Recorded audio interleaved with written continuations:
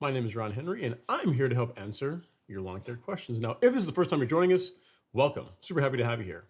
The way this works is really simple. On your screen somewhere, you will see a chat box. In that chat box, you enter your question, concern, comment of the day, and I work through them in the order that they come in. Now, sometimes I have the answer, sometimes I do not. But either way, we have an awesome time talking about lawn care and sometimes life. Well, guys, gals, as you can see, we are back in the studio. Everything is restored. Some things got moved around a little bit, but for the most part, we're back live and direct, and it does feel good to be back in the old space. So yeah. As always, we're coming to you guys live on YouTube as a primary platform, but tonight we're also streaming on Instagram, Meta, and Twitter for the two of you that are on there. So you can watch the show any way you want. With Instagram, typically we can stream for the first hour, and sometimes it lets us keep going for longer. But if not, just come on over on one of the other platforms, again, YouTube or one of the other ones, and you can keep tabs on what's going on. All right. We got a fun show tonight. We got a couple of lawn projects. I'm gonna give you guys an update on the project that's going on in the front yard that hopefully will start next week if the weather cooperates, along with some things that some other folks in the live stream have been sharing as well. All right. So let's jump right into it. Let's get going. All right, so our first question of the evening, or comment rather, comes from J5 Carnivore. Here's the thing, guys. Last week, I made some comments about robot mowers, saying, I'm sure they're gonna get better, and that I'm sure they have a lot of potential, and eventually they'll be as good as a real mower, but so far, just not yet. So I've been getting an influx of emails from folks saying, hey man, look, robot mowers cutting my lawn, it looks really good. So this is yet another one. All right, so J5 Carnivore says, sent you photos last month, currently using a Works Landred mower every other day, having daily 100-degree temperatures. I sent you a screenshot, a photo of daily temps of the last month, managed to keep it green. Very, very cool. He did send me a screenshot of his temperatures, and they're all like in the high 90s, low 100s, so it was definitely hot out. But he was sharing the cut that he's getting from his robot mower, which again looks pretty good. I mean, you can't hate on that. Looks pretty decent, if I do say so myself. And then next up, we got this guy here. Again, looking quite nice. Looking quite nice. This is let it get a little tall, man.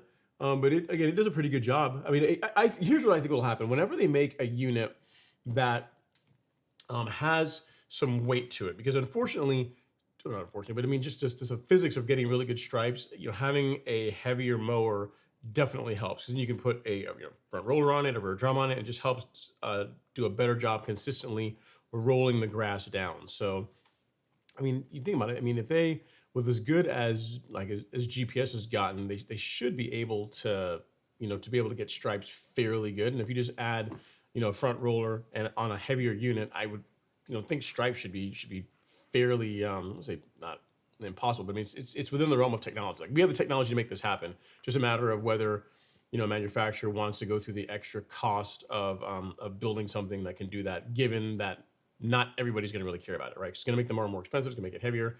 It's going to make it more difficult to I guess, to manage, unpack, and this type of thing. But the cut quality, in my opinion, will be a lot better. But thanks for sending the pictures, man. The lawn does look good. Again, I get the attraction. I mean, especially if you're a busy person, you still want to have a decent looking lawn. Having a robot mow it, it's tough to argue really against that. You know what I mean?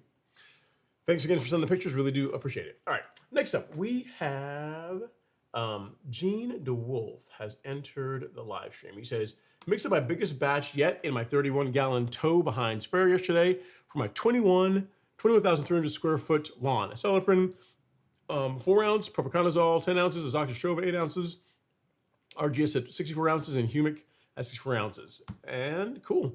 It says liquids kill several birds in one app. I got you. Grubs, fungus, while I'm in the soil. That's cool, man. Yeah, I mean, isn't that kind of cool, Gene? Like, once you get the the process down as far as how to put out the correct amount of product over a given square footage, then it's just reading the labels, right? Then it's just saying, okay, well, I got to cover 20,000, in your case, 21,300 square feet. I've got a 31-gallon tank, so I'm end up putting out a gallon and change over every 1,000 square feet. So how much product do I really need to be able to do that? And then once you do that, you're off to the races. So yeah, I completely get it. Great job. That's what you're just doing right there is one of the biggest advantages of liquids, of incorporating liquids into your program. A lot of folks will reach out and they'll say, I want to do a granular only program. And probably the most common question when it comes to granular products where liquids are really a better fit is around post-emergent herbicides. Like a lot of folks want a really quality post-emergent herbicide that is in granular. And I mean, while there are a few out there, in general, they're not as common and not as good as liquids. They just aren't. You know what I mean? Because you think about it, like most post-emergent herbicides work via foliar uptake, and to get a granule to stick on the leaf of a plant so it can be taken up, one, the leaf of the plant's got to be wet somehow, right? Because granular is dry.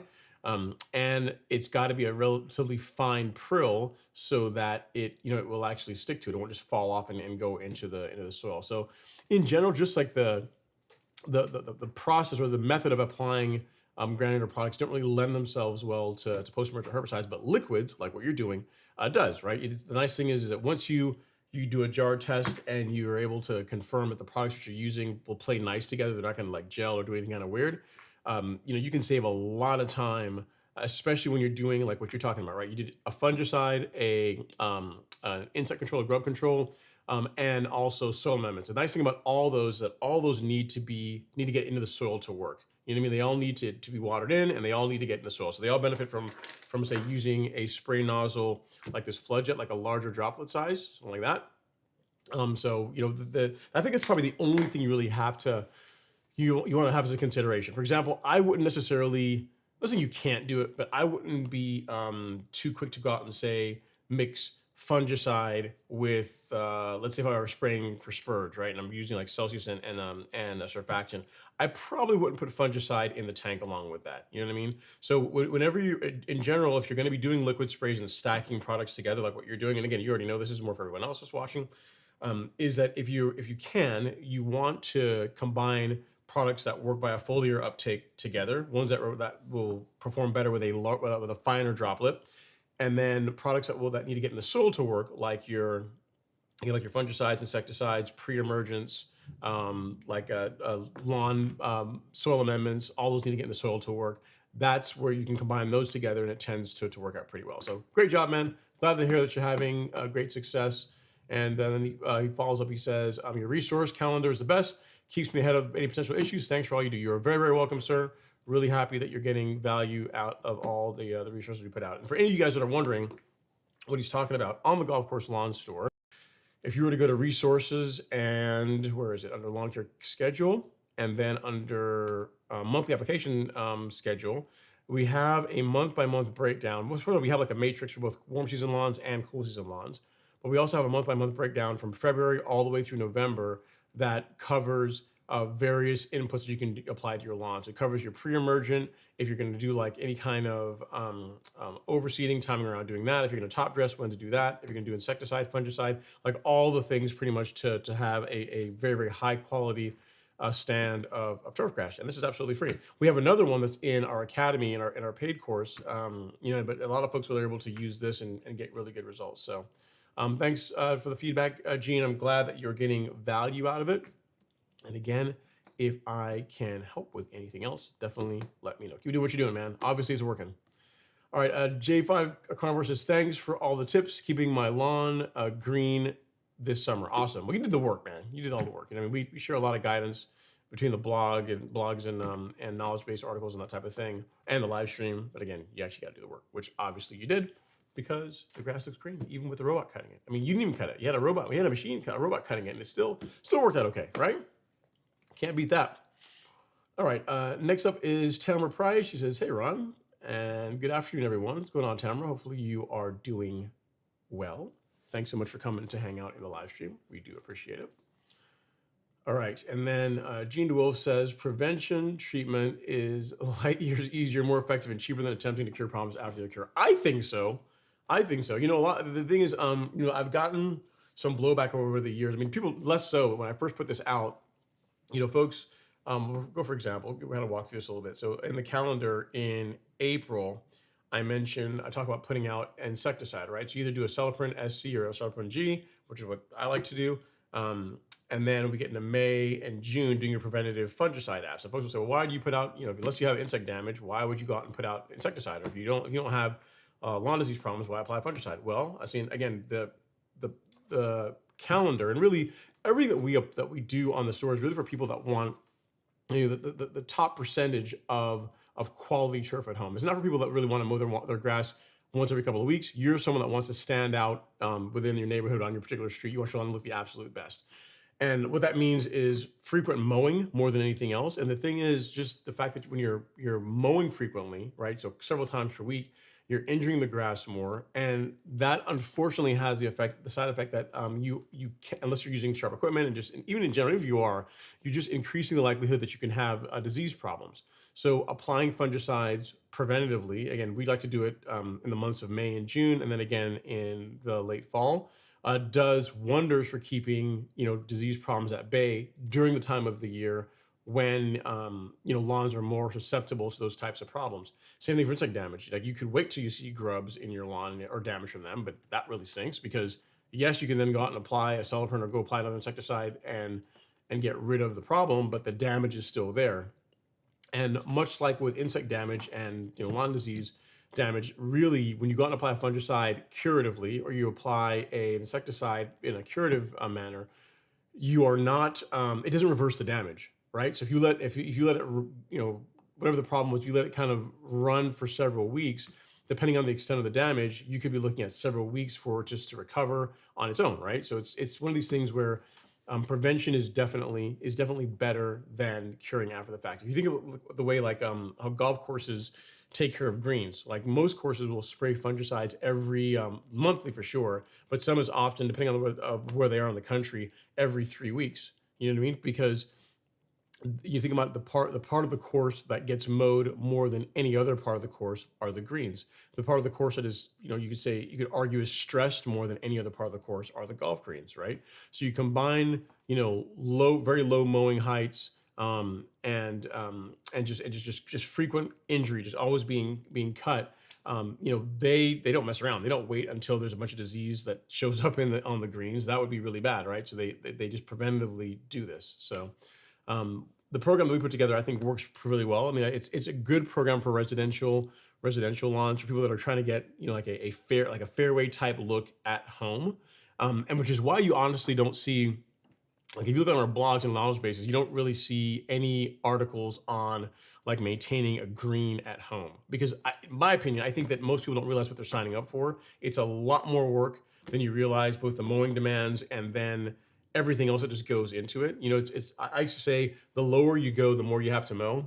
And a greenskeeper, a golf course superintendent told me, says, Ron, you always say that. I'll watch your live stream sometime. Is you always say the lower you mow, the more you have. The lower you go, the more you have to mow. Really, it should be the lower you go, the more you have to do. Like you start to have to do so much more, because when you get down to like greens heights, or really even when you're mowing really much lower than half an inch, if you're maintaining the lawn, at just below half an inch, 3/10, that type of just really low, then fungicides become a lot more important. Like keeping your mowing equipment razor sharp becomes really important, because the mowing demands of maintaining quality turf at those heights of cut is just so much higher that everything has to be right for it to look good, throughout the entire season. So, which is why I really don't talk about like keep doing a green at home, because I think most people don't realize what they're signing up for. They think they want that problem, but they really don't. They really don't. All right. Well, thanks again, Gene. Really appreciate it. Thanks for the feedback. And if you need anything else, definitely let me know. All right.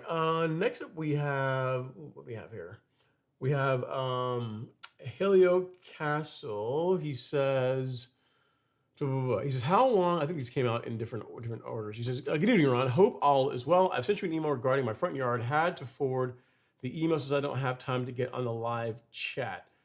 I'm trying to think if which one. This is Jose or someone else. He says, how long should I wait to apply a Acelepryn to my yard after applying 14-7-14 to my front yard? Had to dig up rocks and put down some dirt. Yeah, this is Jose. So he's sharing some things that he's done to his lawn. I send me pictures here. So as far as rocks, I mean, he's not playing, man. As far as the amount of like debris and garbage he took out of his lawn, that's no joke. It's a lot. It's like you're living in a quarry, man. And then afterwards, you said he followed up with our 14-7-14 fertilizer and a light top dressing. And this is how it looks. There you go. So your question is, after doing that, you get rid of all the rocks, you do fertilizer, a light top dressing. Your question is how long do you have to wait before you can apply acelepryn?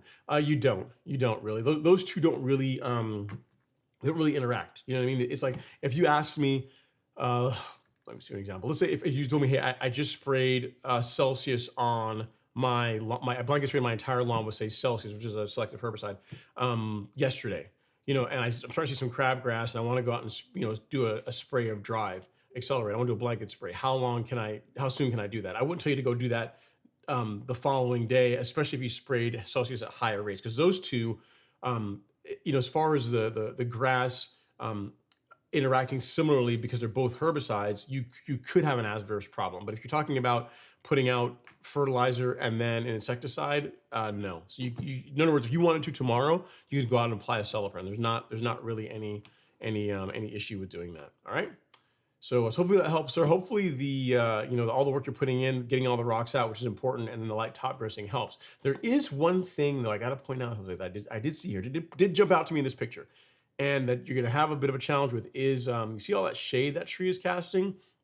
I'm not saying the grass can't grow there, but you're gonna have to be patient. It looks like you maybe put some plugs in or something, but overall it's gonna take patience, because if you look at the amount of shade, and it could be just the time of day right now, but you look at the amount of shade that tree's casting over that area, the grass is gonna be on the struggle bus to grow through that. It's gonna take a lot longer. So just with everything you're doing, sounds like you're on the right track.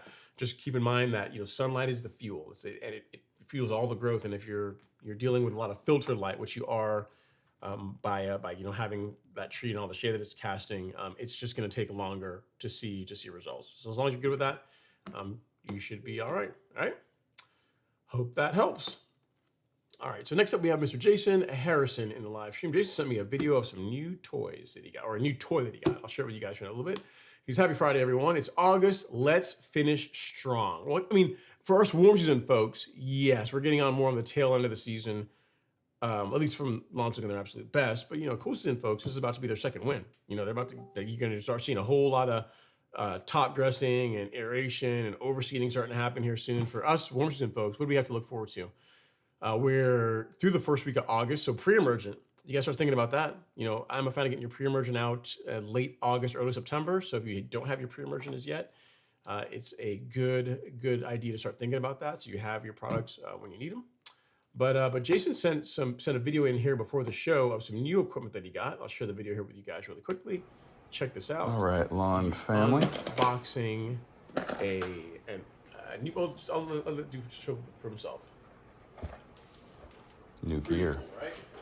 An AccuGauge, which for any of you guys don't reel mow, you're gonna be like, what is that? It looks like a piece of a bar and like a dial indicator on it, right? And you would be correct. That's exactly what it is. It's a bar with a dial indicator on it.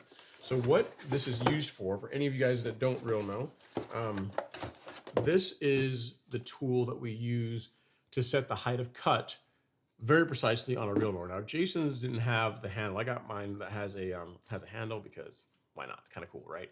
And the idea behind it is, if you look closely, so get this to focus, you can see that this guy can set heights of cut, and it's in thousands. So it's very, very, very, very precise as far as just the how well dialed in you can get both sides of your mower. So the nice thing about this is that if you're using something like a Greensmaster or John Deere, yes, you can just use like a bar and like a good ruler, and if you have really good eyes, you can get it pretty nice. But this thing allows you to get dead nuts on. Because if you see here, the way it works is you've got like this pin with a little with a little lip that hooks onto the bed knife. So then one part of it goes on the front roller, the other parts goes on the rear drum, and then the bed knife is going to, this will hang on the bed knife, and that's how you measure what your height of cut is. And you're able to, if you have a quality mower, you're able to independently adjust the right and left side, and you're able to get it perfect to where you get a really, really quality cut. So for anyone that's really, if you're serious about your mowing, right, getting a reel mower, thing one. The next thing I'd say is getting the tools to be able to make sure it's set up properly, because this also will help you diagnose cutting problems too. If you're out there and you're mowing, you're starting to see one side of the mower seems to be cutting a little bit lower or higher than the other side, this will tell you. You put it on both sides, and if the numbers are really out by more than than 3 to 5 thou. You can see it. You can see it in the cut quality. So yeah. Just got one of these. I figured I'd share it. I don't think I've ever showed it on a live stream before. I've got a video showing how to set one up, but I really like my AccuGauge. It comes out a few times per year, and you know, I don't have the nice fancy case like he does, but you know, this gets the job done. Worth investing in. It's one of those things that you buy once, cry once. They're not terribly expensive, but I mean, again, if you're serious about your mowing, worth having one of those. All right, next up is Mr. Justin King. He says, hey, Ron and gang. What's going on, Justin? Hope you're doing all right, sir. Thanks for coming by to say hello. And then Mr. Jackie Bear says, happy Friday, everyone. What's going on, Jackie Bear? Hopefully you're all right, man. I got to tell you guys, man, it is so much better being back in the studio. Got my lighting the way I want it. Got my cameras. Everything is like exactly how it was. I was going to change things up a little bit, but I was like, you know, I mean, if you notice back up here is a little bit different than it was before, but overall I kind of like the way the old studio was, so I just kind of went back to it. Right, why mess with but what works? Okay. Helio Casillas, he says, is there any items to get rid of Bermuda grass in a heavily populated flower bed of bushes? Yes there are. I mean, so yes, here's the challenge, right? Is depending on the ornamentals that you have, you can use Fusilade 2. Fusilade 2 is really a specialty herbicide. There's a lot of ornamentals that tolerate it just fine. I mean, you could spray over the top of them and it won't injure them. But you have to go through and one, obviously know what you have in your beds, and then two, read the guidance on the label to ensure that the rates that you're using is not going to cause injury. What I always tell folks and recommend is even if you see it on there, I would still shield the plants, the ornamentals, the desirable plants from any kind of overspray as much as possible when you're using Fusilade 2 for the purposes of targeting Bermuda grass. Now, the most effective way to do it, I'll share that with you, but and this one you definitely got to shield the ornamentals for. But the most effective way of getting rid of Bermuda grass in mulch beds, you know, flower beds, again, assuming you have a way to keep the spray off your desirables, like off your ornamentals, is with a combination. It's the same one that I use to kill off my Bermuda lawn in the front, or you know, the other part of it, and that is to combine Fusilade 2, which I just mentioned to you, along with glyphosate. So Fusilade 2 by itself, after a couple of applications, you will knock Bermuda grass back. I mean, folks that have fescue lawns will use it to get rid of Bermuda grass. The label says you can apply it on zoysia, but without using a safener like recognition, you're more likely going to get some injury, or more injury than most people would want to deal with in on a zoysia lawn. Long short of it, we're talking about mulch beds right now, but the big thing is you'd combine Fusilade 2 along with glyphosate, and what I use is this. So the Roundup Quick Pro packets, this has got glyphosate and diquat in it. So this combined with Fusilade 2 makes really, really quick work of Bermuda grass. As a matter of fact, I can show you guys. I mean, I think it's been right over a week now since I sprayed, and I can show you guys how the front lawn area kill off is going. Let me transfer this real quick. I didn't get a chance to do it before the show, but I can share it with you now through the magic of technology. So you want to know how well it works against Bermuda grass, which again is notoriously a very difficult grass to control. Let's see, front lawn. All right. So this video, if you look, Alex just finished cutting his lawn. I think he's doing a bit of a reset, how to cut reset. So you have to pardon that the color doesn't look as good as it does. But if you look at that, you can see the lawns in the background green. You see Alex's lawn green. You can see what was sprayed with glyphosate and Fusilade right at a week and is dying off nice. There's a little bit of green there, still trying to fight a little bit. But overall, you can see that in relatively short time, a week, you know, Bermuda grass is dead, hating life in comparison to the area that was not affected. Now that combination, that's what I use. I used the Roundup that I showed you and also Fusilade 2. That's gonna be your fastest way to get it cleaned up. But again, that combo, because you're adding glyphosate with it, is non-selective. So you really cannot get that on your ornamentals. If you want something that you can get a little bit on and it's gonna be working a little bit slower, then Fusilade 2 would be the way to go. But it's just gonna be a slower process than using again, Fusilade and glyphosate. All right. So hope that helps. Jose, I'll give you links to where you can find both of those on the Golf Course Lawn Store right here. And if I can help with anything else, let me know. But yeah, it's it works well. Combination. I mean, that is the closest that I've found to one and done, at least for the season anyway, when it comes to Bermuda grass. But again, just got to be really careful with it because it's going to seriously injure and/or kill anything that you get it on. All right. Okay, next up is Jimmy Miller. Mr. Miller's in the live stream. He says, Ron, just sent you an email photo. Picked up a new attachment for my steel combi. Any tips on using scissors for the first time? What pray to? Oh, look at this. Very nice. Very nice. Well, you have you got the cover on it, man. I guess you try to keep it fresh and clean. Is what it is. All right, let me show the folks what you got here. Here you go, Jimmy. So he looks like his True Cut. And this is his new piece of equipment. He's got the rotary scissors, which they are. I tell you, at first I always thought these things were like a solution in search of a problem until the first time I used one. I mean, they're pretty awesome. As far as advice I can give you for using it, so you'll see some people that will use them both for edging along like a fence line or around barriers, but they'll also use it to actually like create like a vertical edge. And I don't recommend doing that. I mean, as you know, it's an expensive attachment. As long as you use it for just like, doing manicured cutting around mailboxes, doing edge work with it, pretty much keeping it, parallel to the ground. I have yet to have to sharpen mine, and mine is several years old. And I'm going to share with you. I've got a video that I did years and years ago on using rotary scissors, and I think you'll probably get some value out of it. But the big thing is, nice thing about it is they're not tough to use. You use it pretty much along the same way you would use a string trimmer. You don't have to worry about it like grabbing or biting into anything. I mean, it's actually a really easy piece of equipment to use. But this video from almost 4 years ago, from 2022, shares some guidance on using rotary scissors. I mean, the way I do it is this, right? Is whenever I'm going to say if I'm going to edge the lawn, because I don't edge every single time I mow, but say I'm going to edge, I will first go and use a stick edger around the entire lawn, like go and just clean up around the driveways and patios, sidewalks, all this type of stuff. And then I'll go back with the rotary scissors, because where the sidewalk and the lawn meet, the mower can get close, but it can't get right up to it. So I'll take that and I'll go around and I'll cut that area down to kind of give it a nice, almost like a fringe a little bit, right? And then I'll mow the lawn. And then the only other place that I may have to go back over it is on the front lawn, like the bottom part where the bottom part of the front lawn meets the sidewalk.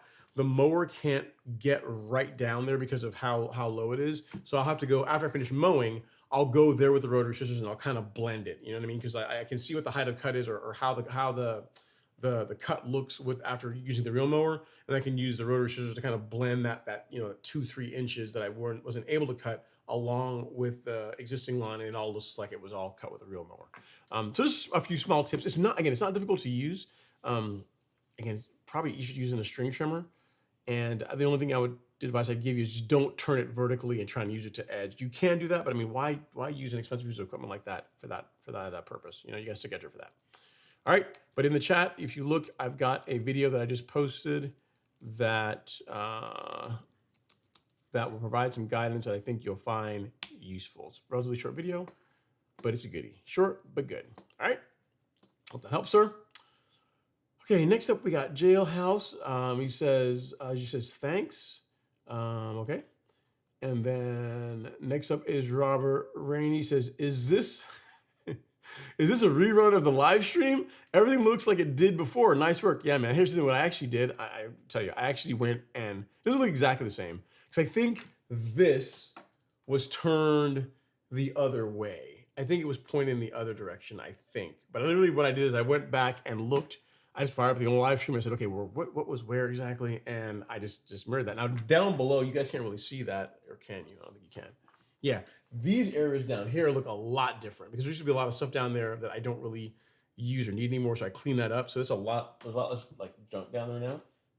But overall, like the lenses, the camera equipment, and some other stuff that I have here in this one, that's all pretty much the same. And then the mower, obviously had to put that back. You know what I mean?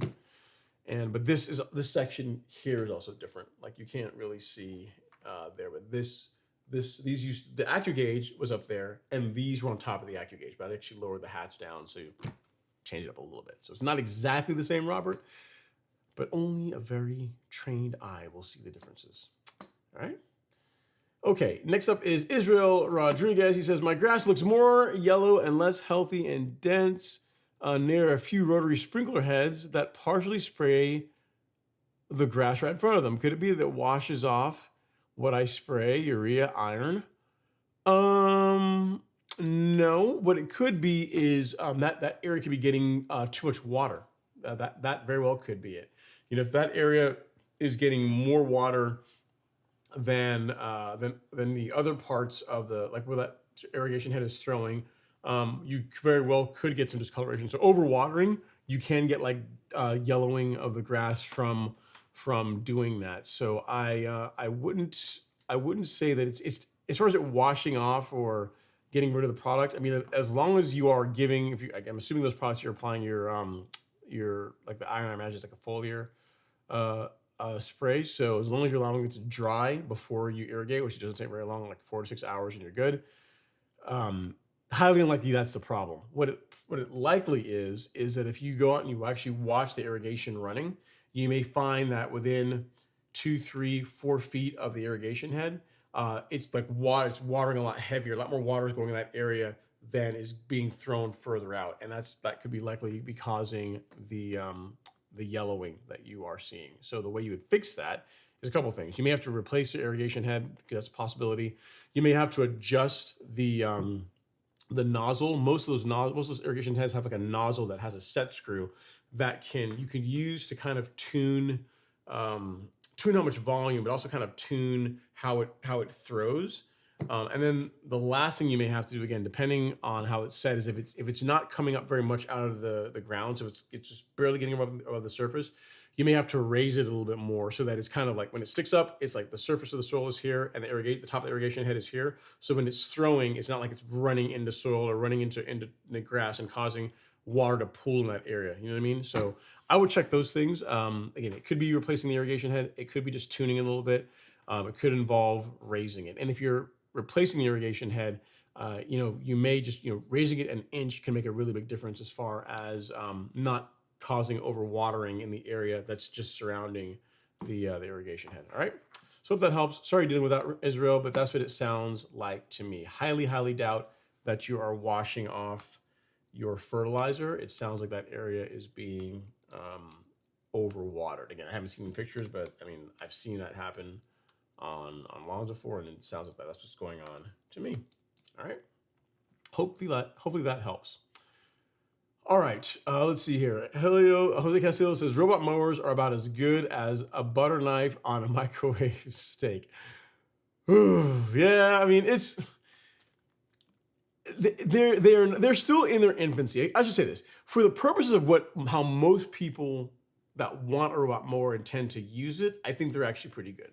Because for a person that doesn't like to cut their grass, doesn't have time to cut their grass, doesn't want to cut their grass, and they just still want the lawn to look decent, you can't argue with that. You know what I mean? You look at, they can look pretty decent. They can look pretty good. But if you're trying to now take a robot mower and get it to the standard that we get with real mowing, that is a different task. And I had a viewer last week that sent me, I'm not going to give the name of the thing, but he sent me a picture of a mower that was putting out some pretty decent stripes. I mean, I think this is one. I'm not sure if these are available in the United States as yet, but he shared some pictures of them. He had 2 of them, and I have to admit that the stripe action was decent. All right, let me see if I can share that with you guys really quick. Let's see here. So the pattern, hang on, let me name this so I'll know what it is if I go back afterwards. Here we go. The pattern is good. The depths of the stripes leave a bit to be desired, but I mean, definitely on the right track. Take a look at this. I mean, I mean, you have to admit that that's not bad, man. I mean, you think about it, they're straight. You know, the lines look pretty straight to me. Now, are they as deep, as crisp, the stripes as like a you know, a heavy 200-300 pound reel mower? No, but this is definitely moving in the right direction. This is definitely moving in the right direction. You know what I mean? We get, we put that mower on a bulk, put a good grooved roller on it, get a little more mass to it. It could be good. It could be good. You know, so this is one someone sent me last week, and I had a. I mean, you can't argue with that, man. I mean, that's that looks. I mean, I think most folks, even most folks on this live stream, if you could literally buy 1 or 2 units that had the ability to make your lawn look like that, and all you need to do is charge it, it's pretty compelling, right? It's not bad. So we'll see. But I mean, yeah, they're definitely moving in the right direction. Most of them are not great for what the purposes that we are after, but I mean, there are a few that are trying to step in the wind with the heavyweights, right? So we'll see how it progresses over the next year or two. Again, technology doesn't typically get worse, so I imagine it'll get better and better. All right, let's see here. JP says hello from Central Kansas. What's going on, JP? Thanks for coming to stop in the live stream. And then next up is a question. A Parsons, any future plans on making a video comparing high volume versus low volume spraying? I'm not sure exactly what you mean by that. Do you mean as far as using more water in as a carrier whenever you're spraying than less? So, like say for example, if you look at most products, like most of the stuff you can see here, like the label will say use X ounces or X amount of product over 1,000 square feet, and you can dilute that with 1 gallon, 1.5 gallons, 2 gallons. You can. I mean, how you want to dilute it is really up to you. If that's what you're asking, I don't know that. I mean, I'm not sure what I would really say in a video like that. I mean, in my opinion, 1 gallon per 1,000 square feet for foliar sprays makes a lot of sense, because the idea with, let me think here, pretty much everything that's on this table, well, that's not true, with the exception of the pre-emergent, the other pre-emergent spectacle, and the fungicide. So with the exception of those 3, everything else here works by foliar uptake. So having, spraying higher volume or using more carriers. So in other words, say if I diluted, say Celsius, and I sprayed it at a rate of, let's say I use like 2 gallons per 1,000 square feet. It might be okay, but you're going to start getting to the point where you're starting to have some runoff. If you went to the point where you got, say, 3 gallons per 1,000 square feet, so you took like, let's say you went at the rate of, I think it's like, so 0.113 per 1,000 is the rate for Celsius, like the high rate, right? So say you take that 0.113 of Celsius and you can put that in 1 gallon of water, which is how I would use it, and I recommend that most people use it, or you put it in 3 gallons of water. Doesn't really matter as long as the amount of active ingredient is going over 1,000 square feet. The challenge with doing a foliar spray and you're putting 3 gallons over 1,000 square feet is that, again, like I said earlier, the likelihood of you getting runoff is a lot higher, which is, for a product that works by a foliar uptake, is not what you want. You know what I mean? So I can see an argument being made for higher volume spraying if you're doing, say, pre-emergent. If you're doing pre-emergent, spectacle or prodiamine. If you're doing a fungicide, I could also see an argument for that, because you're talking about products that that if you don't water them in, they also benefit from having more carrier, having more water to kind of get it down into the soil. So for foliar sprays, my opinion, I think that 1 gallon per 1,000 is solid. There's people that actually go less than that. I know some folks that use like 3/4 of a gallon over 1,000 square feet, or a half gallon over 1,000 square feet. I don't really recommend that.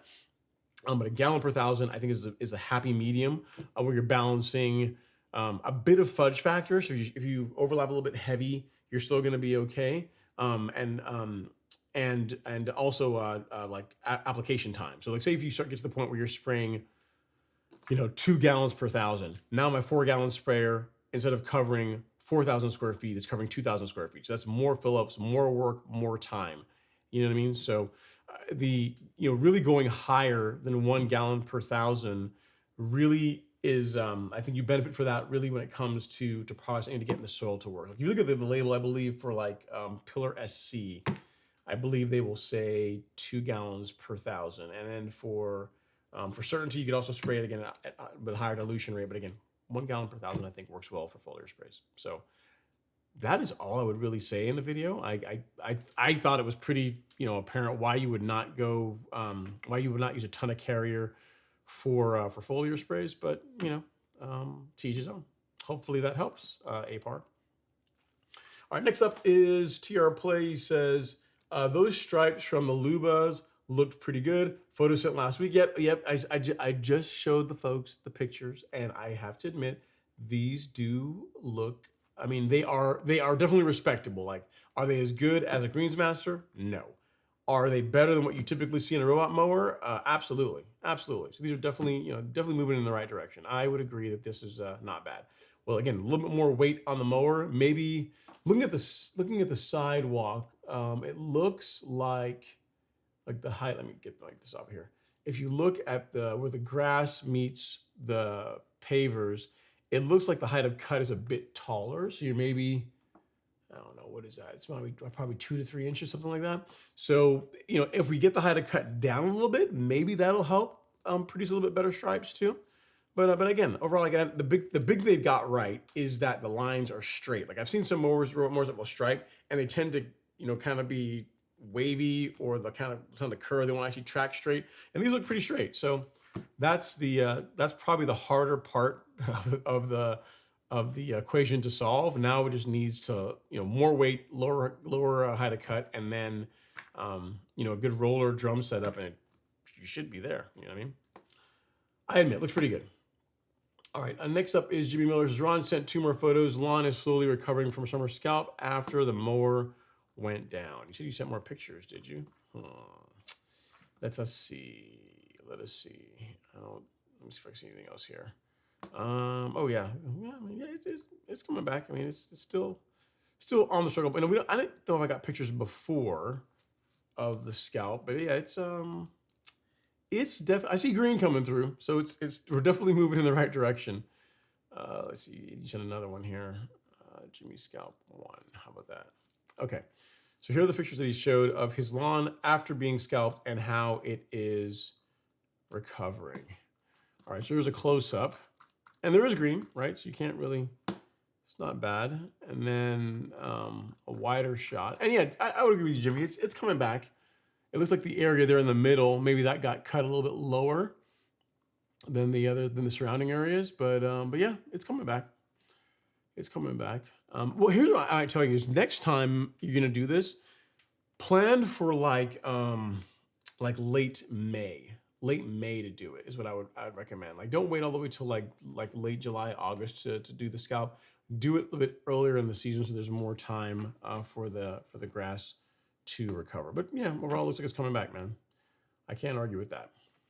All right, next up is Coach Captain Kirk. He says, what can be applied, if anything, to help when we are in a heat wave with no rain? Even lawns with irrigation are going dormant. Lawns are going to be blonde for the summer in Plano, Texas, Plano, Dallas, 101 degrees.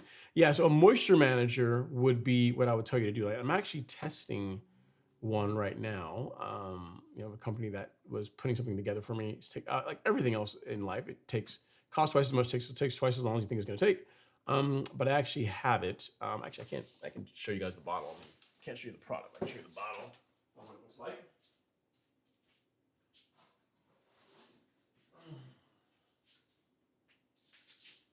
So I'm not going to show you the label of it, but this is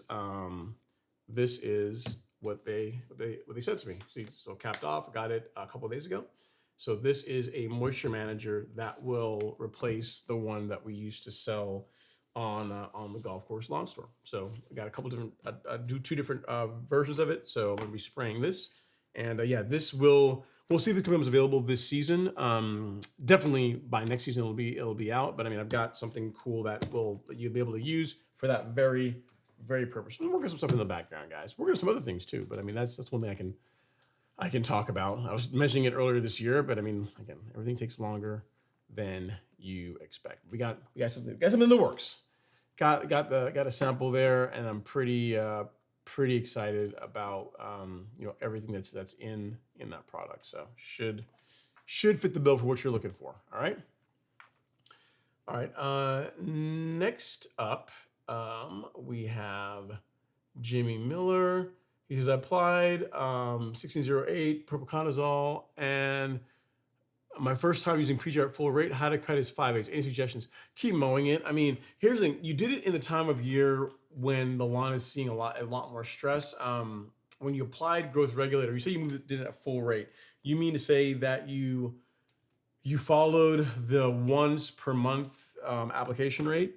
I generally don't recommend that, but I mean, if that's what you did, it's already down. So not a whole lot you can do about it at this point. What I would say is that if you're going to do this stuff, do these things, especially when it comes to growth regulator, is introduce it earlier in the season. So it works better if you can start spraying PGR in like April and just religiously do it every couple of weeks throughout the entire season versus waiting till like the middle of summer to introduce growth regulator. You're much more likely to get some temporary discoloration if you wait till summer to do it. And a lot of the benefits you get, you're kind of like, you're already like on the tail end of the season. So the other thing I would tell you is for next year, one, I would spray at half rate, so every couple of weeks. And then second, I would do it earlier in the year. And then your how to cut 5/8 is decent. What you may find, Jimmy, is you may have to go up to like 3/4 of an inch this time of year. I mean, I'm looking at your lawn. I think you've leveled a couple of times, and it looks reasonably flat to me. So it should tolerate 5/8, but you might find, again, we're in first week of August, you may find that bumping it up to 3/4 of an inch, gets you still a nice look, but you get your green that will hold a little bit better. So just something to consider. Maybe going up just a little bit might help. All right. Okay, next up is Larry Putney. He says, let's see here. He says, 3-year-old lawn, bluegrass in Nebraska. Nebraska. Resodded a few spots last fall to level out a hill. Those areas are doing so much better than the rest of the lawn. Huh. And you didn't give any more context. So you said you had bluegrass. You resodded a few spots last fall, and those areas are doing much better. Is it the same type of bluegrass that you had before? Are you sure it's the same cultivar? Because that could be what you're seeing too.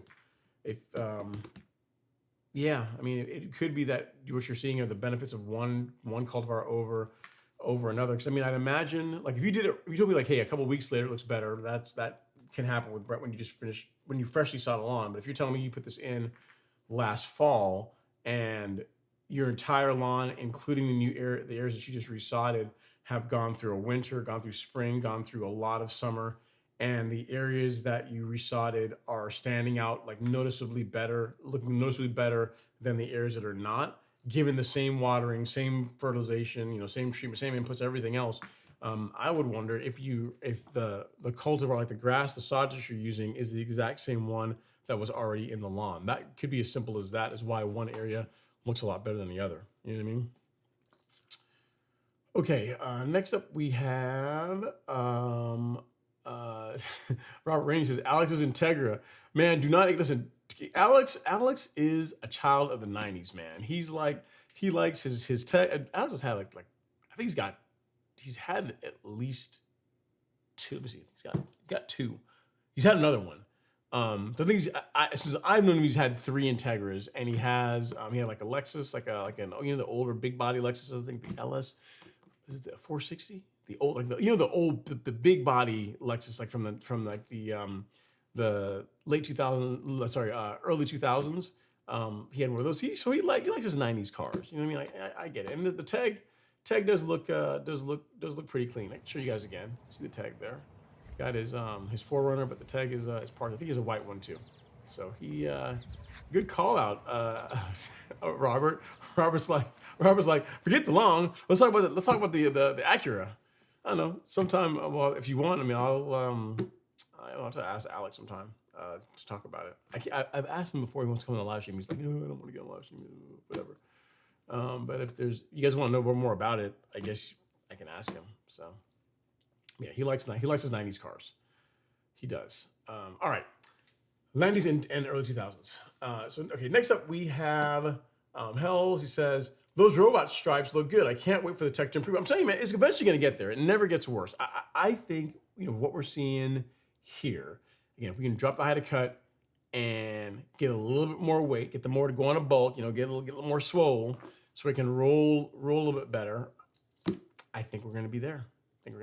Now here's a question: what would you pay for a mower that can do that? So let's say you could, you're getting to like, approaching Greensmaster cut quality, right?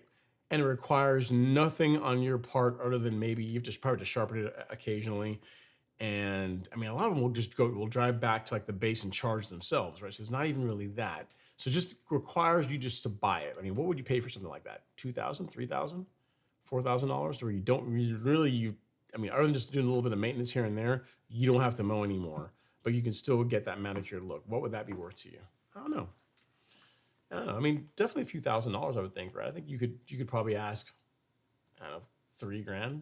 I mean, when it gets better, I mean, this is still not 100%, but I mean, if we get, a little bit better, more pronounced stripes, and you don't actually have to mow it yourself, I don't know, man. I mean, I think that's it's definitely not $100 or a couple $100 piece of equipment. I think you're talking several $1,000s, but it would be worth it. All right. Next up, we have the Smoker Boss. It says, hello from Chicago. What's going on? Hello from Chicago, Smoker Boss. And then next up is Helio Castle. Jose, he says, I have Spectacle Flow for my fall pre-emergent. Do you recommend to apply twice within 3 months? Yes, good question, Jose. So I'll do, probably not next week, but the week after, a live stream where we're talking about pre-emergent because we're getting close to that time. What I would recommend is you'd apply Spectacle at the half rate the end of August, early September, and then do it again in late November, early December. That is going to provide a nice extended coverage from the fall and carry you all the way into the spring. Now I've tested doing it both ways, where I've applied at a heavier rate in September and not done anything till the springtime, and that works well too. But why not just, if you got the time to do it, going at a slightly reduced rate earlier in the fall, and then again, I guess you'd say early winter. I think just makes the most sense, as far as inputs go. And also, if you're someone that's going to do like preventative fungicide, let's say you're trying to just spray a fungicide preventatively for like spring dead spot, it gives you a chance to also do that at the same time as well too, because you can mix Spectacle along with like Pillar SC, and they both play nicely together. So yes, to answer your question, August, and then again in November, December timeframe is when I would do the second app. All right. Great question. I like it. We're already getting the pre-emerge. Look at you, man. You're on the ball. Folks already. We're still early in the season, but you're already thinking ahead to how do I keep weeds at bay out of my turf grass, right? Good stuff. All right. All right. Next up, we have the Smoker Boss. He says, I work in public works. I've been using cue ball for crabgrass, my go-to, and T-zone for everything else. I have a Z-spray mid. Cool. Is it for post-emergent control, you mean? Cool. If it's working, stick with it. And then Ray Bird from NSX that's another 90s, early 2000s car, right? He says, hello from San Antonio, Texas. Ron, any suggestions on what to use from a Bermuda that's struggling with the Texas heat? Man, I mean, water it, mow it. Those are going to be the big things. I mean, the challenge you're going to run into is, I'm not sure how much you're watering this time of year, but if the amount of water that you applied in the lawn in May is not going to work in like July, August timeframe. You're going to have to increase it. You're going to have to either add another day of watering or increase the duration of how long each zone runs for. You're going to have to bump that up, especially in Texas, because y'all just y'all invented heat there. So I would look into that. I would look at increasing the watering. So let's say if you don't want to add another day, increase each zone's runtime by, like, say 3 to 5 minutes. Go up 3 to 5 minutes and monitor that for a week or so and see how the lawn responds to it. Obviously keep it with your mowing, keep it with your fertilization, keep it with everything you're doing, but just look to increase the amount of water that is getting. That's what I would tell you. All right. Next up, we have, I would tell you to apply a moisture manager, but we don't have one to offer you as yet. Working on it, as you see, literally have it right here. So soon I'll have another option for you that we can add into your program to help prevent this issue from being as bad as it is this year. All right. Okay, next up is David Njale. He says, I have too much crabgrass in my lawn. Any advice of what I can apply in August? What kind of grass do you have? Is the question. So if you have Bermuda zoysia, if you don't have St. Augustine, don't have centipede, don't have fine fescue, what I would recommend is a quinclorac, a product with quinclorac in it as the active ingredient. So a couple of options you could go with, David, is if you go to the golf course lawn store, go to shop, and then weed killer. What you can use is you got a couple of options here. You can go with Drive Accelerate, probably our most popular option, either this, or if you want to save $5, you can go with Quintessential. Both of them have quinclorac as their active ingredient. Both of them will control crabgrass. For best results, you're going to want to use surfactant along with it. We've got an example here. I'll show you. We got a kit for Drive that has the herbicide, surfactant, and dye. But at a minimum, you're going to want to use surfactant along with it for best results. So yes, you can still do that. The thing with crabgrass, kind of like with any other weed, is the more mature it is, the more difficult it is to control. And crabgrass in August is likely going to be fairly mature. So you may have to hit it a couple of times to get it under control, but that's what you're going to want to use. Now, if you have a centipede or St. Augustine lawn, you're not going to want to use quinclorac because it will kill those grasses. Instead, you'll want to go with Celsius. So this would be your option for crabgrass control in a centipede or St. Augustine lawn.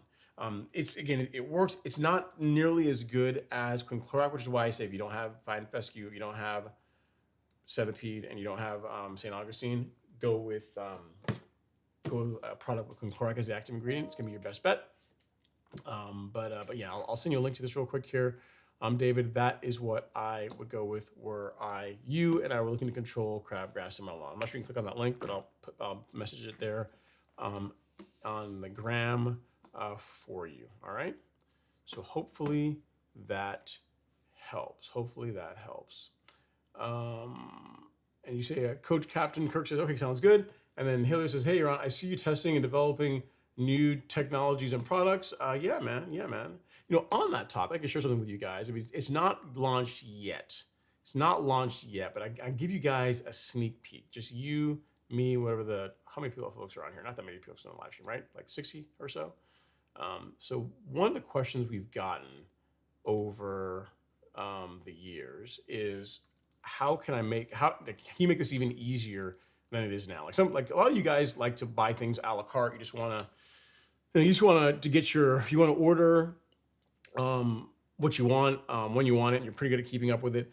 Other folks want something more done for you, meaning, hey, how can I just subscribe to a program that gets me that every quarter you just ship me what I need to apply on my lawn. And also there's some guidance and training that goes along with it, right? So something we've been working on really since like late last year, getting all the technology to align and make everything work, is this, and I'll show it to you guys. You guys can be the first ones to see it. No one has seen it before you guys. You're the very first. So here's a reason to come to the live stream. You get to see cool stuff before anybody else, all right? So if you go to the golf, you can't actually go here because it's not linked anywhere yet, but as far as an option we're gonna have is a quarterly program or a quarterly subscription where you will get, and right now it is going to be fertilizer, pre-emergent, and biostimulant. So it'll be, your grass type. You give us your grass type, the size of your lawn, and we'll give you carbonized PNG, fertilizer, and then pre-emergent given the time of year and your grass type, right, and the size of your lawn. But in addition to that, actually, I'll walk through it. So you go to calculate my plan. If you go to, let's say you have a lawn that's 5,000 square feet. And it's going to ask you, do you have warm season grass or cool season grass? I got warm season grass, so I'll pick that. And then it'll show me the result. It'll say, hey, so in the months of July, September, and this is moves based on the time of the season, given a 5,000 square foot lawn, we're going to send you a bag of Humic Max 1608, because for a 5,000 square foot lawn, one bag will cover you for 3 months, right? Because it does 16,000 square feet. And we're going to give you 3 bags of carbonized PNG that you'll apply one per month. And again, it changes. Again, the bundle changes each quarter. Like in, let me see, Q1, you add some pre-emergent to that. In Q2, it's similar. You get Humic Max and the biostimulant. And in Q3, again, same thing. And then we go to Q4, which will be a couple months from now. We'll go to the 12-0-24 and then carbonized PNG and your fall pre-emergent. So this makes this all super simple. But wait, there's more. Because if we're just shipping you products, that would be one thing that's pretty easy to do. But folks also wanted to be able to have like a community access and also have access to the academy. So we're rolling all of that into this. So if you add this to your cart, it's like $3.99 per quarter. What you get is, if you look at my cart, is you get not just the products shipped to you quarterly, right? You also get the Golf Course Lawn Academy, like that is included as part of this. As long as you say subscribe to the subscription, you get academy access. And you get access to the Lawn Legends group over school. So you get the two things. You get the course, and you also get access to the group. You get to hang out with really cool people like Robert and Jimmy and a bunch of others. And then one thing I'm going to start doing once we actually launch this is for anyone that is subscribed, I will do a quarterly call just for people that are subscribed to the service, where literally it's going to be like a live stream, but more chill, more laid back, where folks can ask questions specifically about your lawn, show me pictures, and it's literally just the people that are on here, right? So this is what we've been working on. We'll probably see about launching it maybe next week. We got to do some more testing, but overall we're really close. And again, this is something we've been working on for 8-9 months now. Again, the technology of making all this work is not as easy as you might think. But yeah, it's got pretty much the size for cool season grass, for cool season lawns, warm season lawns, and lawns 5,000 square feet and under, and then lawns up to 10,000 square feet. And if you want to bring the 10,000 square feet, you can still subscribe, but you probably have to buy more products to be able to fill it in. Because I mean, it's just like the software to make it all work is just kind of a hassle. So really, we're just gonna start with those two sizes, 5,000 and below, and then up to 10,000. And then if you want more stuff after that, you can just get it. So yeah, this is something we're working on. Subscription is gonna be coming out soon. Maybe as soon as next week we'll be launching it. Again, we're just gonna do a little bit of testing over this weekend and early next week, and then this will get linked somewhere on the within the menus, and you guys will be able to, for those of you that want it, you can take advantage of it, and for those of you that don't want it and are fine with buying stuff a la carte, you can absolutely do that too. So it just depends. I mean, it's worth it if you want. You don't have to really think about getting products regularly, and also if you want to have access to the community is all part of that. That's kind of how it all works. So yeah, that's something else we've been playing with and working on that you guys are going to get to, that you guys are the first ones to see, and we'll go live here soon. All right. Okay. Next up we have, here this is my lawn in St. Augustine, but Bermuda is starting to take over my backyard. I'm not sure if I want to keep Bermuda or try to get rid of it. It depends, man. But your lawn has quite a bit of shade. Bermuda is always going to struggle there. I would, if you're going to keep the trees, meaning you're going to, and which means you're going to keep the shade, then I would use I would go to St. Augustine, because Bermuda is just shade tolerant. Bermuda, as much as like a lot of the vendors want you to believe it, is not really a thing. It just does not do well without lots and lots of direct sunlight. Full stop. End of story. Don't waste your time, headache, frustration. Just don't do it. Like if you got a bunch of shade, if you have a lot of shade in your lawn, Bermuda is just not the grass for you. St. Augustine, better choice. All right. Next up, we got is Mars Beats. Says, good evening, Ron. I have some patches of Bermuda in my tall fescue. What is the rate of Fusilade 2 for spot treatment? One spot is a 4x4 foot rate. I want to say it's like half an ounce. I think I think the label quotes even a higher rate than that, Mars Beats, but I believe it's right around half an ounce per gallon over 1,000 square feet. If all you're doing is spot spraying, I would go at the lower rate, because you can always do another application, 2-3 weeks later if you need to. But if we're trying to, I would start on the lower end of the rate card.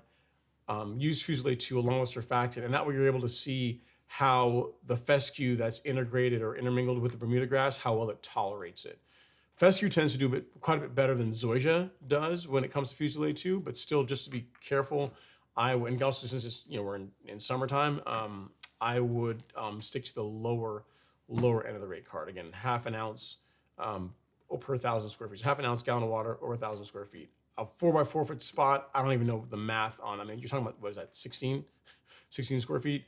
I that's I don't even know how little you would use to be able to cover just that one area. So I don't know. Let me think about it. Like, if anything, I can send me an email, and I'll see if I can figure out a way to get you covered. Let me know how much you're trying to cover. You're trying to spray overall. If it's only 16 square feet, that's gonna be so little product, man. That's gonna be yeah. I'd say figure out how much Bermuda grass you have in total throughout the fescue, and then we can figure out like how much you're going to need. But 16 square feet is just not a whole lot of square footage to cover. So you said one spot, so add up all the spots and then send me an email, ron@golfcoursesalon.com, and I will I'll let you know how I would mix it to be able to do that. All right. Jose says hit like and subscribe. Yeah, guys, definitely do that if you have not done so as yet. There's 62 people of you in the live stream, only 37 likes. So if you would not mind hitting the like button ever so gently, I would appreciate it. I would really appreciate it. It costs absolutely nothing to do so. And then the Maestro says no price. So I asked him about the price of what price would you pay for a reel mower that does pretty good results. He says no price. I like maintaining the lawn more than I like having an amazing lawn. I get it. See, that's the right way. I'm gonna say the right way, but that's the way that allows you to stick in the game long term. So if you do it just for the love of the game, like you do it because you enjoy working on your lawn, then yes, I would agree. I can see why getting a robot mower, regardless of how good it cuts, would not be appealing to you because you're you enjoy doing it yourself. Makes sense. All right, let's see here. Hell says the max I'd ever pay for a robot like that is maybe $2K, but I know that's pretty low compared to what they are now. I'm really hoping they're like TVs and drop as they get better. Yeah, I don't know what the more that's doing that cost, but I bet it's more than $2,000. But you're right. I mean, if they get to be fairly commoditized, the price on them will drop. I don't know if it'll ever get to like TV. Well, I don't know. I say that. You probably think about it. A TV and a mower. I mean, the lifespan of them is probably. I mean, you probably change your TV more often than you change your mower. So for that reason, I would think that they're gonna be more expensive than a television will be. You know what I mean? They're gonna be able to say, hey, you're gonna buy this thing once every like 5, 6, 7, maybe every 10 years. It's gonna cost you a bit more. So I don't think it'll ever get like as far as TV pricing, because people just aren't going to buy them as much as they buy TVs. Plus, you'd only buy one. Like most folks don't only have one television in their house. They'll have at least one in the bedroom, one, I guess, in the family room, whatever. So most people, I think, have at least 2 televisions. Maybe I'm wrong on that. At least 2. Whereas most people only have one mower. So they're going to sell less of them, which is going to that's going to make it less commoditized than like televisions. But I could be wrong. We'll see. All right, next up is Jimmy Miller. He says, Ron, trying to find a new push mower. Finally decided on getting a Massport. It's rated to give a better cut than a Honda. Okay. Honda engine is a must. Finally found a dealer in North Augusta, only to learn Massport has been sold and they no longer offer the Honda engine. Any ideas? And were you aware of the sale? I was not aware of the sale, and I don't know. I mean, here's the thing. If they've been sold, you might not want to. I mean, unless you know for sure there's another dealer there's a dealer in the United States, and they've got they're really strong and they're planning on having like good parts that are actually in the country, and they're going to be around.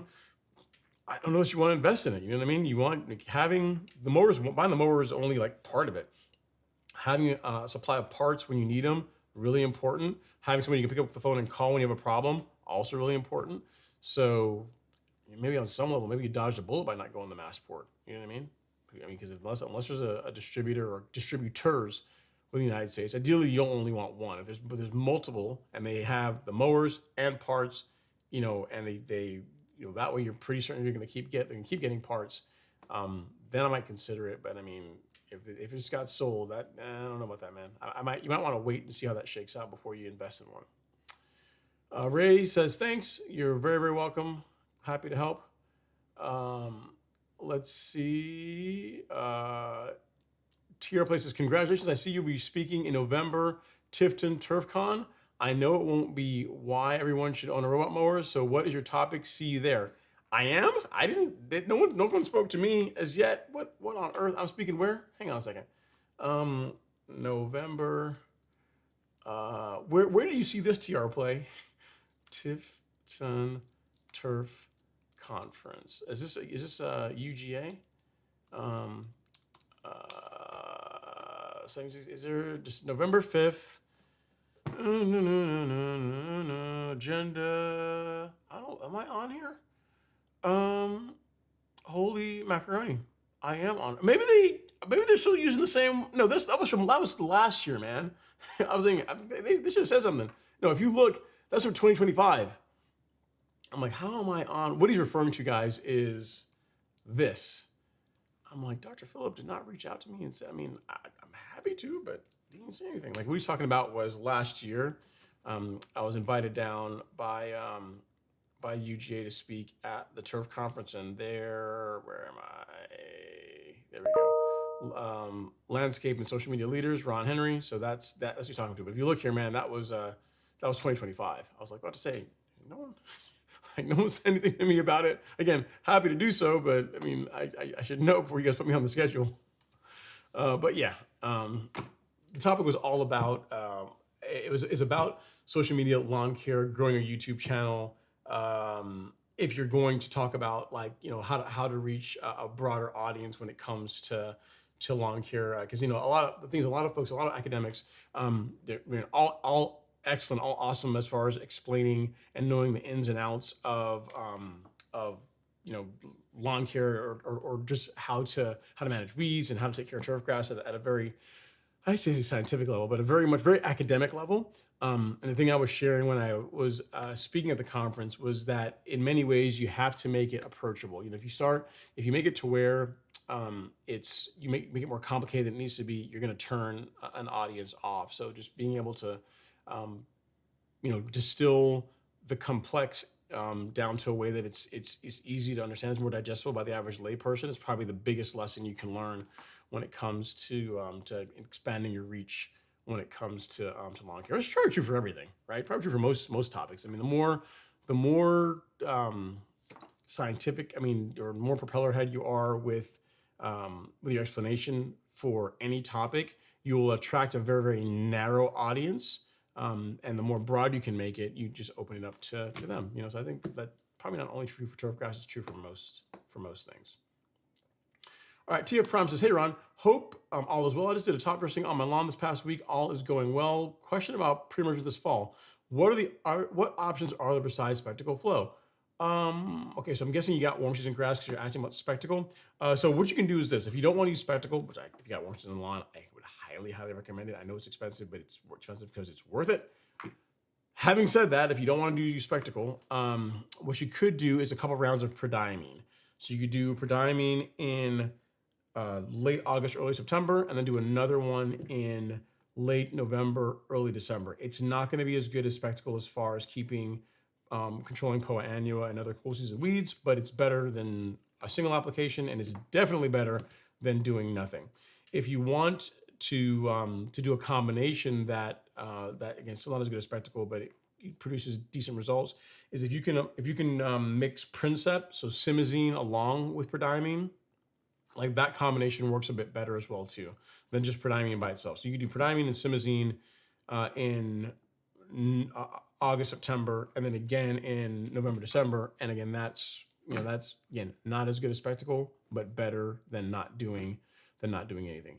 If you have a warm season lawn, I would just get Specticle, man. I know it seems expensive, but this bottle for most lawns, you'll have it for like years and years and years and years, and it works really well. There's nothing really better than this, in my opinion, especially for a fall pre-emergent on a warm season lawn. It's just, that's the stuff to use.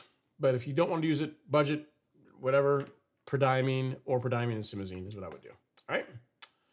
And if you look at my live streams, I've got a video where I share.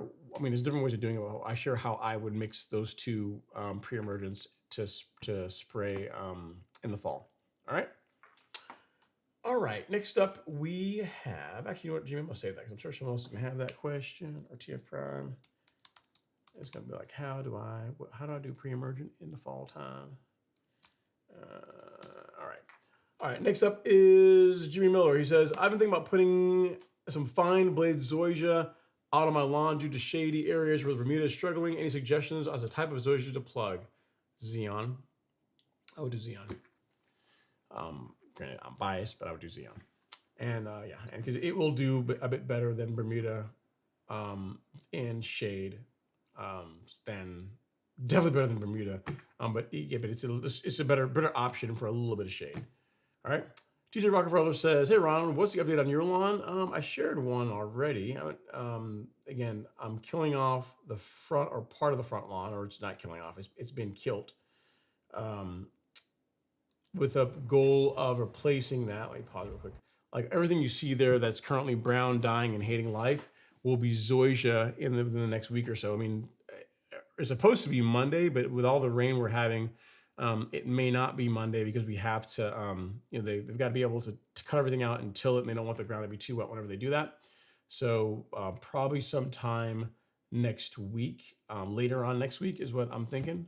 But those are the big things that are happening.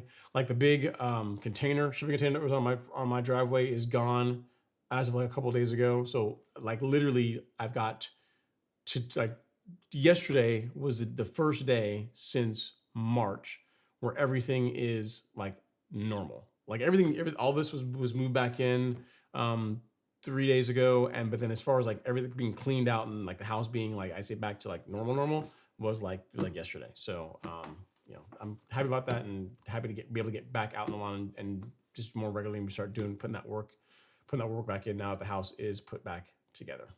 Don't ever have a flood in your house. It stinks. It's horrible. All right. Next up is he's also good to see you back in your office, man. You have no idea. Like being in the other area I was in was like all huddled up, and I didn't have hardly any space. I only had like one camera. I got my two cameras back and everything, and the lighting is what I want. It's so much. It's just also just from a standpoint of just working. Like I also work here. Like I don't do live stream here. Like it's like my actual office where I work. So much better. So much more space than where I was before. So yes, very, very happy to be back.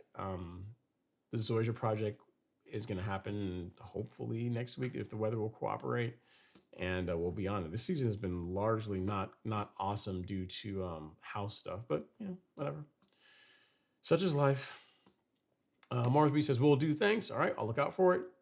And then next up is Gavin Moore. He says, "Hey, Ron, planning on overseeding in early September my Turf Top Fescue and Kentucky Bluegrass mix, aeration and tenacity as post-emergent to stop Hoa annua. Your thoughts? Planning to turf rake as well." Yeah, so it's good. It's a good plan, Gavin. The thing is, remember, so tenacity will suppress POA. It's not really a pre-emergent in the way that you're thinking. Like if you say you go out and you burn down a lawn and you are getting ready to do an overseed. And you put out tenacity, like it's going to only work for like 3 to 4 weeks. It's not going to replace like prodiamine or dithiopyr or an actual like a real pre-emergent. And it's not going to stop Hoa annua really. I mean for a couple of weeks it's going to slow it down, but it's not going to. It's not pre-emergent. That's what I'm trying to say.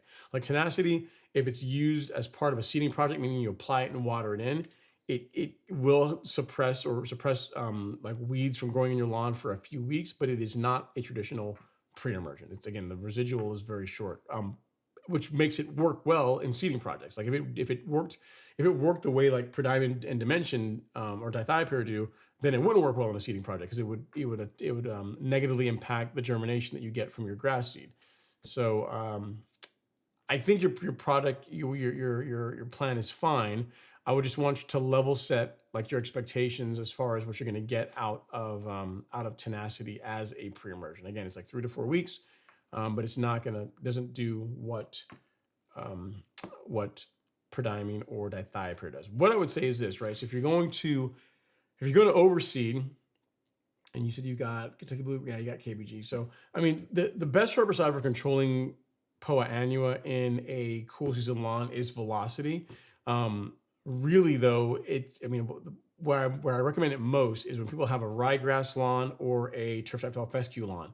Given that you also have Kentucky bluegrass, now there are some KBG cultivars that tolerate Velocity just fine. And for you guys that know what I'm talking about, it's this stuff. This is what you would want to use to control Poa annua and Poa trivialis, so annual bluegrass and rough stock bluegrass in the cool season lawn. But you have to, like, not all cultivars of Kentucky bluegrass will tolerate this because again, they're like KBG and the Poa annua and Poa trivialis are like kissing cousins. They're kind of related. So if you have a grass or a Kentucky bluegrass type, a KBG type that will tolerate it, you're good to go. You'll get some injury, like light injury, and others, it'll actually kill it. So you have to just be really careful when it comes to using this on a Kentucky bluegrass lawn. I've had some customers that have gotten it that have Kentucky bluegrass lawns, and they tested it in an area and they had no issues whatsoever, no discoloration whatsoever. They did a blanket spray, and the only dead in the lawn was the Poa annua and Poa trivialis. So there are several cultivars that work really well or that tolerate it fine. On our website, in the description, there's a document that has a list of all the Kentucky bluegrass varieties, and it will say whether it's like no damage, moderate damage, light damage, you know what I mean, so or heavy damage. So you can use that as an example. But even with that, if you decided to spray for Velocity, I would still highly recommend that you spot spray just a test area, just like a small area, just see how it tolerates it, and before you blanket spray your entire lawn. So. Hopefully that helps, Gavin. All right. Next up is the Maestro. He says, wow, what does that mean for Lee and Rio Rollers? Revolution is on a Massport chassis.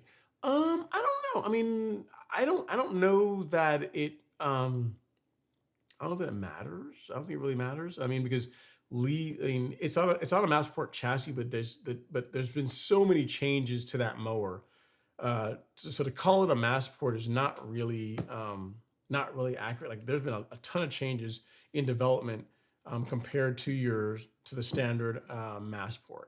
I don't know though. I haven't spoken to Lee about it. I'm not sure if that means anything for them, if at all. So not sure. The best way to answer it is I don't know. All right. Tiro places. Oh, LOL. I guess I got to catch up. All right. So Bebop says, so California, Bermuda grass put Sublime weed killer to get rid of clover and crabgrass may have killed a lot of heavy grass by over applying. Should I just buy Bermuda plugs to replace a dead yellow straw now? I wouldn't, unless you know. I mean, first of all, you may have discolored it pretty badly, but I wouldn't be so quick to say that it's dead. Like Bermuda grass is pretty difficult to kill. So I would give it some time, because here's what I am trying to dissuade you from bringing plugs in, is that unless you are absolutely sure that the plugs that you're bringing in are the same Bermuda grass variety that you currently have in your lawn, it's unlikely to match, and then there's not really going to be an easy way to get rid of it. It's highly unlikely that you truly killed your lawn by that over application. I mean, you may have, but I mean, it's more than likely you just injured it really badly. And Bermuda grass is pretty resilient. It's more likely going to come back, and that is the way that I would go from a standpoint of recovery. Just being patient before I would go out and do plugs. You know what I mean? Because again, you don't want to introduce a different grass type and then be stuck with it. Okay. So hope that helps, Bebop. All right. Next up is David W. says, hey, Ron, do you say you do shooting competitively? I do. Yeah. What sanctioning body events do you do? USPSA, IDPA, USPSA. So USPSA and PCSL.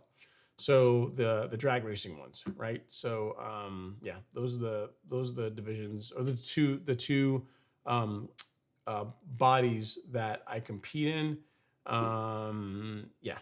And yeah, so yeah, shoot competitively. I mean, I actually used to do it a lot in like between 2018 to 2000, and then COVID happened. So I stopped doing it for a while. Then started work on building the business, which consumed my life, still consumes my life, but consumed my life for the following, 4 or 5 years. And then last year, picked it up again and began competing again. So yeah. Yeah, in case you care, I shoot limited optics, and my current rank is high A class. I'm like 3% below master class. So, in case you care. All right. Next up is David or Justin King. He says, Ron, do you think your Palmia Bermuda grass is darker green than Monaco? Without seeing them side by side, it's hard to say. I mean, it is a dark green, but I will say the thing that I even more than the color is the leaf. The leaf blade is finer than Monaco. That I can definitely tell you.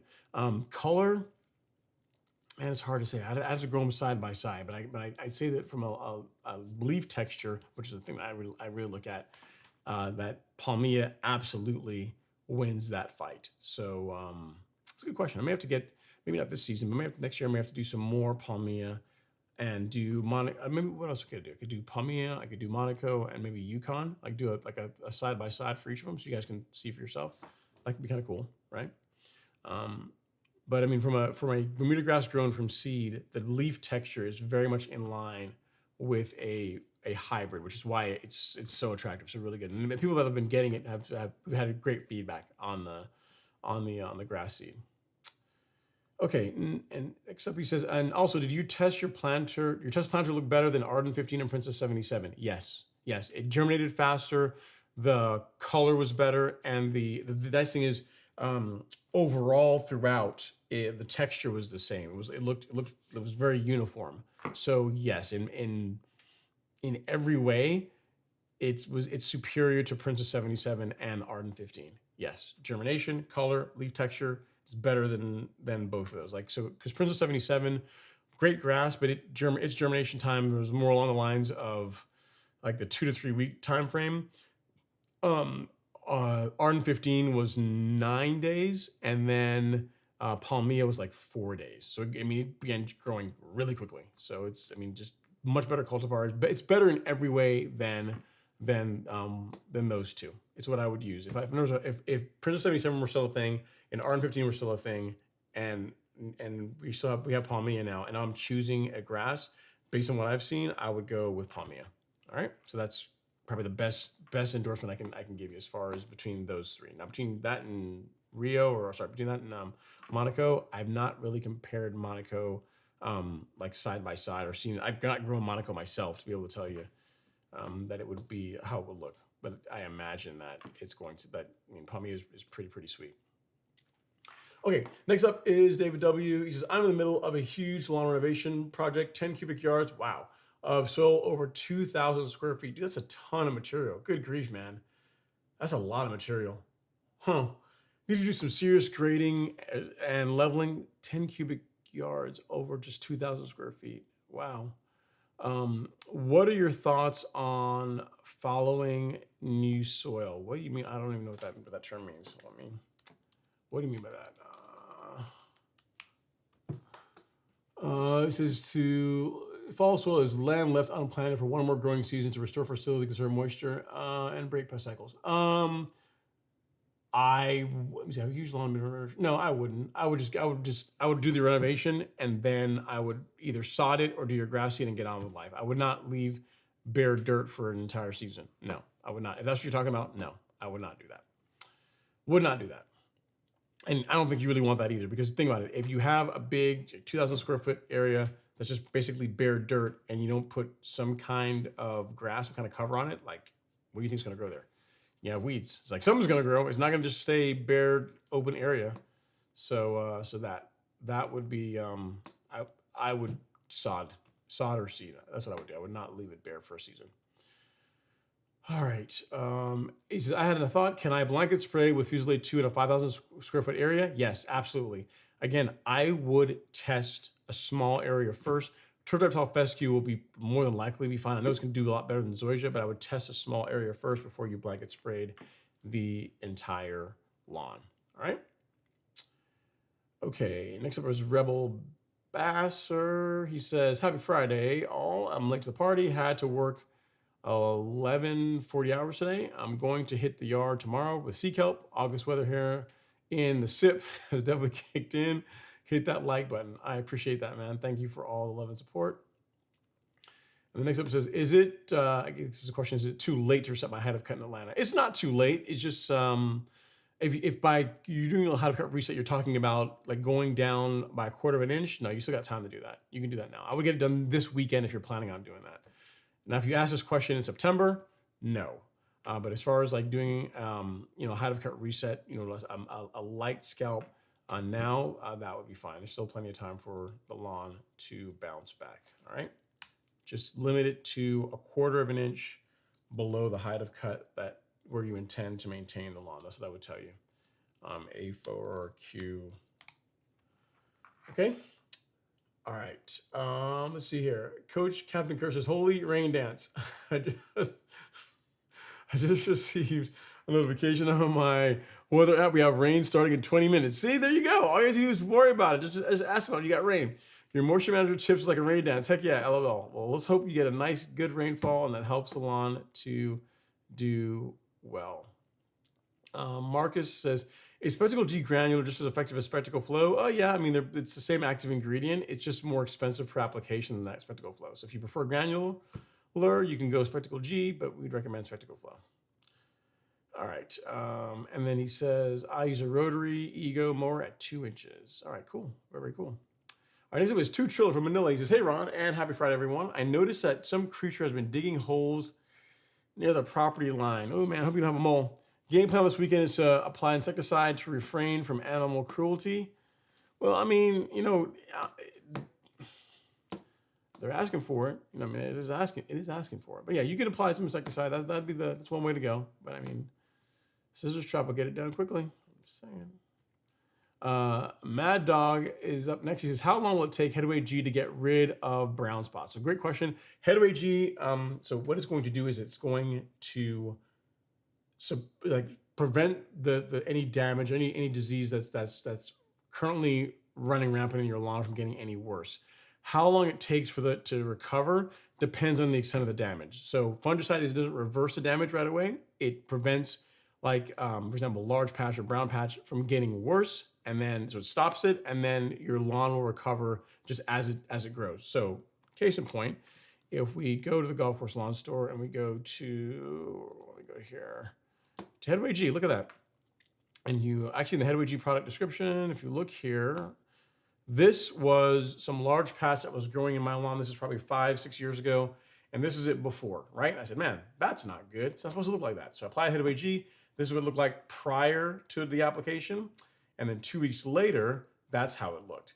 So I applied the product. It prevented this, which is really, I'd say, in its infancy. It can get a lot worse than this. I applied it. It stopped it from getting any worse. And then if you look 2 weeks later, you can still, if you look carefully, you can still kind of make out where it was, but the lawn is largely recovering. So the best way to answer your question is where you're starting, like how bad is the disease problem, because that's going to determine how long it takes your lawn to recover, to heal from the damage. It's not like you apply it and just magically reverses the damage. It prevents it from getting worse, and then as your lawn just growing, mowing, it'll recover, and those areas will fill in. So it depends on where you're starting. It depends on how long you waited to begin addressing the problem. All right, Mad Dog?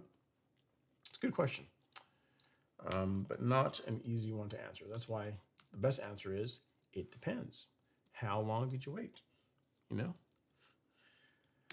All right. Next we have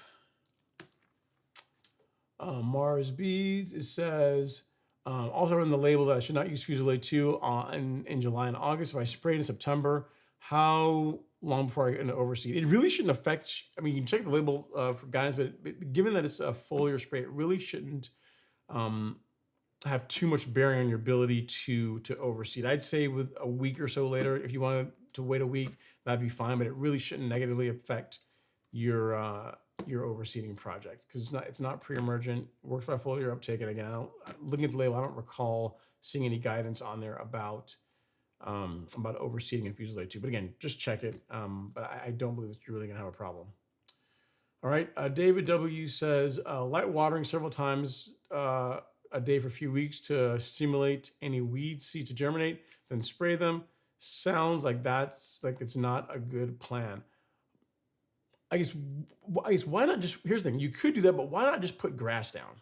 Like I would just, like if you're doing renovation, like get rid of the existing lawn, get rid of any weeds that are there. If you're gonna till or bring in topsoil, whatever you're gonna do that, and then sod. Put your sod down or put your grass seed down, and then that when it grows in and begins establishing will be like your natural weed control. But I would not leave a bunch of bare dirt and say let some weeds grow and then I'm going to spray herbicides to get rid of them, because it's going to be a continuous cycle. Like having a bunch of bare dirt, like the wind is going to bring grass seeds in, birds or weed seeds in, birds are going to bring weed seeds in. I mean, there's tons of ways weeds are going to get into that area of bare fertile soil, and the way to combat it like relatively naturally is just to have grass there. Like grass is going to compete with the weeds and it's going to make it more difficult for it to establish.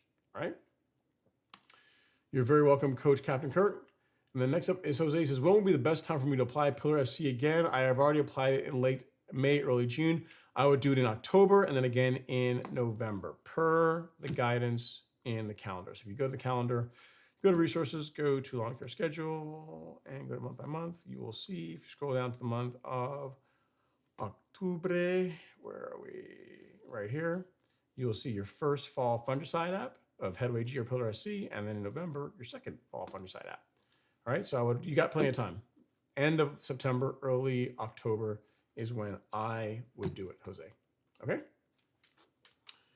And then next up is Coach Captain Kirk says, I've used granular fungicide and it worked. The lawn recovered. It stopped the fungus. Should I apply a fungicide on a regular basis for the next growing season? No, I wouldn't do that. I mean, the times when I would say it makes the most sense to use fungicide preventatively are whenever you are, depending on where you are in the country, in most cases, like in the months of May and June, when we're getting a lot more rainfall from like spring rains, although this year wasn't so much the case, and it's also starting to get hotter. So you're dealing with a lot of moisture, a lot of humidity, and temperatures are going up. So the months of May and June are good months to do preventative fungicide apps. And then if you're trying to keep like snow mold at bay, and then you have a warm season lawn like spring dead spot at bay, in the fall, October and November are also good times to apply your fungicide preventatively. You should not have to do it every single month. As a matter of fact, I don't really recommend that you do it every month. Again, May, June, and then later on in the season in the fall will serve you pretty well as far as keeping disease issues under control. The other thing you would do outside of that to help that along, in addition to fungicide apps, is don't overwater your lawn. Don't overuse fertilizer, and then keep your mowing equipment sharp. So whenever you mow your grass, you're injuring it. By cutting it with a nice sharp blade, you're minimizing the chance of having a disease problem in your lawn. And the appearance is also going to be better too. All right. So if that helps, Coach, that is how I would go and run my fungicide program were I you, because that's how I do mine. Okay. Hope that helps. All right, next up is, we already answered that question from Mars B. Says, thanks, Ron, I'll place an order from you soon. Awesome. And then next up is Mad Dog. Says, thank you. How late in the summer months can I put down Bermuda seed to overseed and fill in bare spots in Georgia? Okay, so a couple things. One, if you're going to do it, I would get it done sooner than later, because you want to give the grass seed enough time to establish. I always tell folks, if you're going to apply Bermuda grass seed, doing so like in as early as May is better, because you have more time again for it to grow, establish, and do well. You can still get it done now if you want to, but I really wouldn't wait too much longer. And then as far as overseeding, I really wouldn't recommend introducing Bermuda grass seed into an existing lawn. So if you're telling me you're going to do a renovation and get rid of your existing lawn, you want to use grass seed as a way to establish the new lawn, that's fine. But as far as using grass seed as a way to fill in bare spots, do not recommend it. I really, really don't, because it's unlikely to match your existing lawn. And to be completely honest, like whatever's causing that area to have a bare spot like now, like currently what's causing the problem, like if you go and you apply grass seed there, unless you change or correct the conditions, whether it be like not enough water or shade or traffic or whatever it happens to be, a compaction, like it's not really going to change anything. So if you go and put sod there or you put grass seed there, unless without changing, without addressing the underlying problem, very likely you're going to end up right back where you started. So Bermuda grass, relatively easy grass to grow, spreads pretty well as long as it's got plenty of sunlight and a decent amount of nitrogen as long as you're feeding it and it's got sunlight. So if you have an area of your lawn where it's not spreading or it's not growing, I'd figure out why before I would go do any kind of grass seed or sod or anything like that. Because again, you're just going to end up right back where you started if we don't correct the problem. All right. Hope that helps, Mad Dog. But grass seed is not. I mean, that's a cool season lawn thing as far as like got a bare spot, use some grass seed to patch it. That's not what we do with warm season grass like Bermuda. All right. All right. Bebop says, are mushrooms on the lawn basically harmless and no need to panic? For the most part, yeah. I mean, they kind of may not like the way they look, but yeah, for the most part, not really an issue. If you want to reduce them, do a better job like managing the amount of thatch. So if you can gently thin out the lawn or turf rate the lawn, you can reduce the thatch levels a little bit. That will help. That will reduce the amount of mushrooms that you see in the lawn. Also, will reduce disease problems too.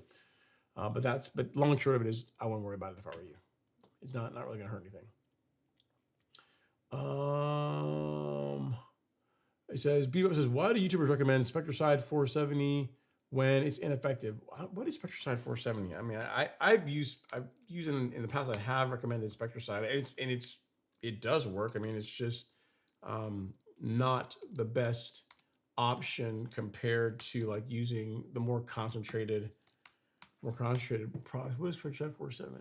Are you talking about the orange bottle? Yeah, the orange bottle. Yeah, I mean, that works. It does work. It's just, so here's the thing. How you spray it, let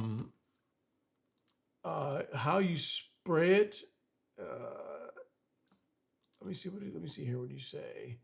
Why did it make it ineffective?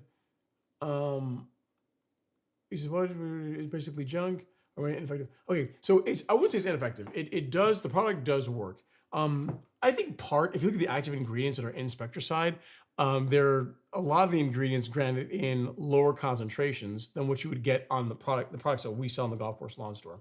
The thing that I think in many ways works against Spectracide is the fact that they have you apply it with a hose end sprayer. You know what I mean? So you are, the amount of active ingredient is lower than what you would get from like a bottle of in Celsius or a 3-way or anything like that. And then the way you're spraying it is in my opinion just frankly incorrect for whenever you're trying to control trying to do post-emergent weed control. Like it's those herbicides that are in Spectracide, they are designed to work by a foliar uptake, meaning you don't want to drench the lawn or drench the plant that you're spraying to the point of runoff. It benefits from a finer droplet. So does it work? Yes. Are there people that get results with it? Yes. But it's not. It's for a homeowner, person that just wants something that can knock weeds back. It can work okay, but it's not going to work as well as these due to the amount of active ingredient, and then second, just the way that it's applied. Like if Spectracide were sprayed, like if you got the I think they make a concentrate.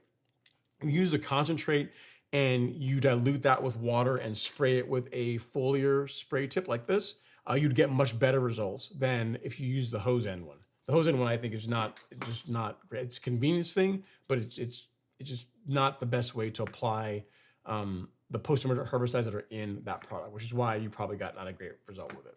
So I wouldn't say it's necessarily a bad product. It's designed for homeowners who probably don't read labels. It is watered down quite a bit, and then the way you're applying it, given the active ingredients and the herbicides, given the herbicides that are in it, it's just not the right way to do it, in my opinion.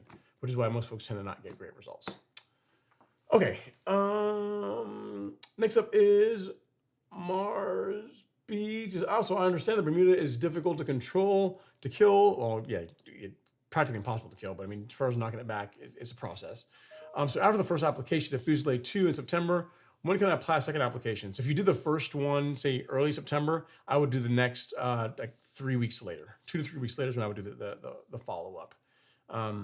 And just realize, because here's why, Mars, you don't want to wait too long, because while your fescue is going to be living its best life in September, October timeframe, Bermuda grass is starting to go dormant. So if you're trying to control it, you have to spray. You're trying to treat it like a weed. Herbicides work better on weeds whenever they're actively growing. And once you start getting into like, at least for most parts of the country, I think you're in Tennessee. Once you start getting into like October timeframe, November timeframe, Bermuda grass is really starting to slow down. So even if you're using a herbicide that is effective to control it, the grass just isn't growing fast enough for the product to really work well. So they're earlier in the season that you can apply it. So so in other words, when Bermuda grass is still actively growing, but not so early that you increase the likelihood of causing injury to your fescue, is when I would do it. Does that make sense? So earlier, the earliest you can do it is when I would do it. I would not wait too long, because again, once Bermuda grass starts going dormant, it's not going to be nearly as effective as versus if you spray it when it's actively growing. Okay. All right. Let's see here. Next up is Mad Dog. He says, after I get rid of this fungus, should I put down straight nitrogen? No, I wouldn't do that. Maybe a triple 15 or something else. I would get a soil test, and based on the soil test results, I would, get I would feed your lawn based on that. I would not apply straight urea. I mean, you can do what you want. A lot of folks do, but I wouldn't use straight urea on your lawn. I wouldn't. And then triple 15, if your soil test results say that your soil needs phosphorus, it's an option. But without data to be able to say that your soil is deficient in these nutrients, it would purely be guessing. Now, a triple 15 is going to cover most everything, but you could also be applying phosphorus when you really don't need it. So what I would tell you is get a soil test kit. You get one of these within a week to get your results, and then you'll know exactly what fertilizer is really the best fit for your particular lawn,